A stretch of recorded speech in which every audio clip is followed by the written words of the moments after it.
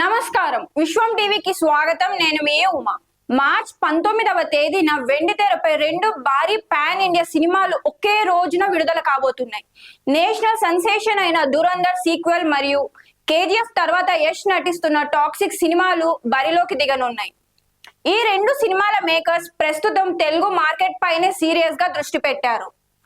టాలీవుడ్ లో హిట్ అయితే భారీ వసూళ్లు వస్తాయని మూవీ మేకర్స్ నమ్మకం. దురంధర్ మొదటి భాగం తెలుగు థియేటర్స్ లో విడుదల కాకపోయినా ఓటీటీలో తెలుగు ప్రేక్షకుల నుండి మంచి ఆదరణ పొందింది.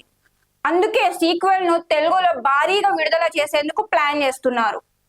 కేజీఎఫ్ విజయంతో తెలుగు మార్కెట్ లో మంచి పేరు సంపాదించుకున్న కన్నడ స్టార్ యష్ అదే సెంటిమెంట్ తో టాక్సిక్ సినిమాను ఇక్కడ భారీ స్థాయిలో రిలీజ్ చేయడానికి ఏర్పాట్లు చేస్తున్నారు. రెండు ఇతర భాష సినిమాలు ఒకే రోజున తెలుగు బాక్స్ ఆఫీస్ వద్ద తలపడనుండడంతో వీటిలో ఏది పైచే సాధిస్తుందో వేచి చూడాలి.